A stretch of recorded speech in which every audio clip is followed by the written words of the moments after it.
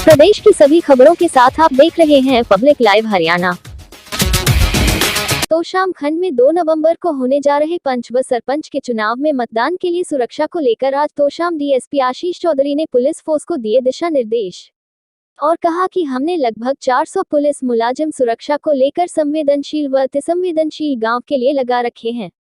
143 booth के लिए 9 patrolling पार्टियों को संभालेंगे। किसी भी तरह की विपदा से निपटने के लिए हम DHF सेट के दौरान एक दूसरे से जुड़े हुए हैं।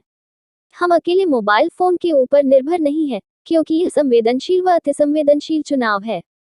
लगभग हमारे पास 55 गांव हैं, जिसमें 143 बूथ है, जिसमें असंवेदनशील गांव है, जैसे सागवान, सिंधवा, सिधान, पंजोखरा गांव है, जिसमें चुनाव के दौरान लड़ाई झगड़े की आशंका रहती है। उन गांव पर विशेष ध्यान रखा जाएगा।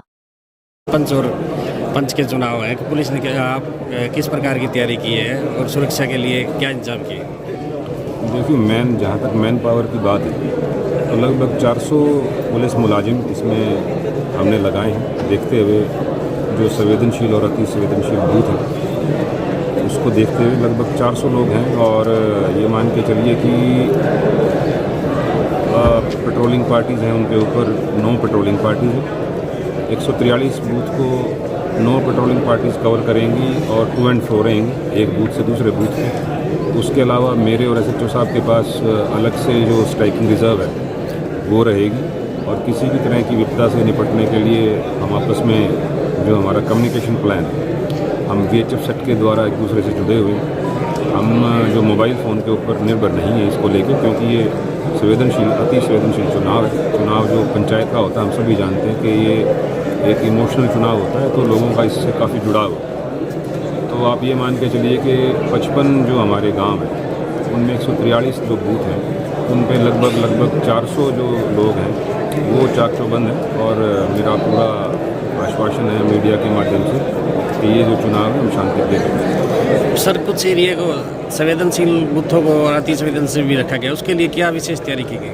विशेष तैयारी देखिए, जैसे सिडान है, सागवान है, संडवा है, पंजोखरा है, कुछ गांव हैं जहां जिनकी हिस्ट्री है कि भाई चुनाव के दौरान वहां हल्का फुल्का कभी कोई हो गया था इस तरीके का मामला कि उनको अति संवेदनशील या संवेदनशील गांव घोषित करने पड़े।